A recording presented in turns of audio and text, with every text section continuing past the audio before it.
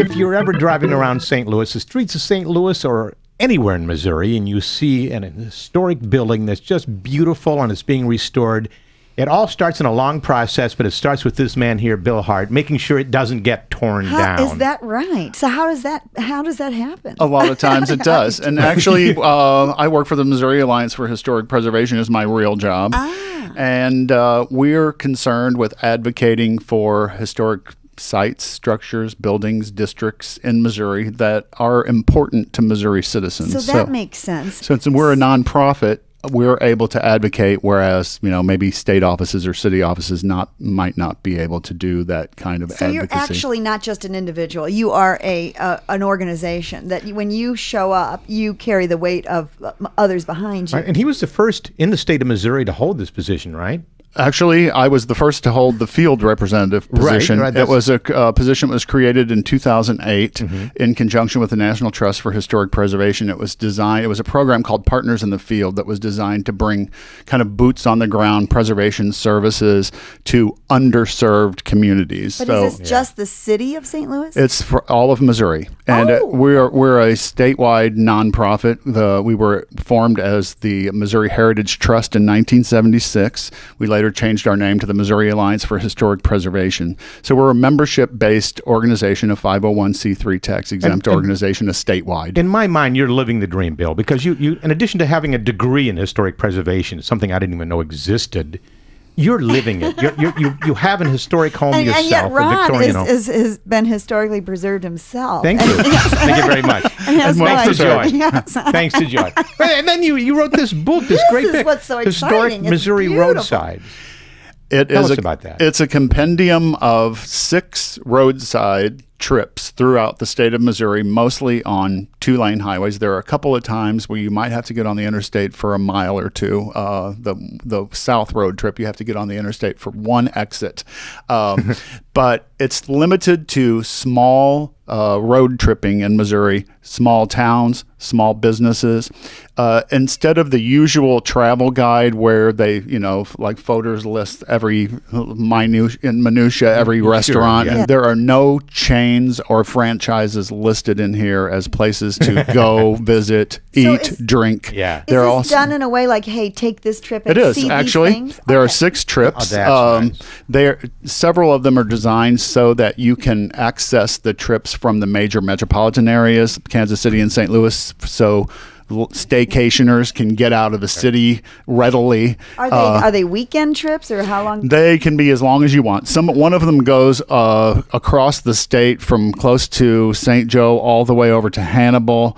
One of the road trips goes from St. Louis or Jefferson County down to New Madrid in the Boot Heel. Wow. One of them goes from St. Charles County all the way up to near the Iowa border on Highway 79 following the river. One of them, the Southwest road trip, which we call Osage Hills and Prairies, starts out on Route 66, takes a little diversion, then ends up back on Route 66 for a while, and then ends up in Nevada in southwest Missouri. So they're kind of all over Missouri. Is this your photography? Every photo in the book is mine. Wow. I've imperiled my own life and that of others many times by pulling over and taking pictures. You'll notice that a lot of the photos in the book are of kind of ramshackle places, kind of forlorn-looking places. And a lot of times, the big box has forced a lot of small businesses out. And where there are still viable businesses, I've tried to point people in the right direction. I mean, I tell you what highway to take as you approach a town or a new county. I'll tell you a little bit about the history of the county or the town, and then I'll tell you places to eat, drink, stay in that town that are owned by Missourians that are just. So we're just trying to keep it local. That's great. But not shop. Absolutely. Yeah. They're interesting. Yeah, absolutely. Interesting shops. And the book starts out with a little profile of a man in Holden, Missouri, who has a little mercantile there. When I walked up to the mercantile, I could see, bedding plants and hanging plants out on the sidewalk. I walked in. There was a Radio Shack department that had all electronics. There was a fabric store within this building with a bicycle hanging above it selling bicycles. There was cookware in another part of it. There was a candy store in another part of it. And it was just an awesome feeling. I think we went to that place. It was an awesome feeling. Now, I don't know if this is an annual thing, but doesn't the Alliance put out a list of like 15 endangered buildings? We certainly do. Yes. During Preservation Month, it's usually during Preservation Month, we announce Missouri's historic places in peril. So we just did that recently. Right. We have several here in St. Louis. Now, is the John B. Myers house in Florissant on that list? The John Myers house, yes, actually saved once already by historic Florissant, endangered by highway construction. The highway department agreed to move or change the interchange, the 170, 270 interchange there several years ago. It was a viable business, an events venue, and eventually people left. The house has some deferred maintenance problems. It's empty again. It was, and actually the bank owns it and is auctioning it off on the 20th of August. This Thursday. Week. This yes, week. Sir. That's this Thursday. That's right. Where can we find your book?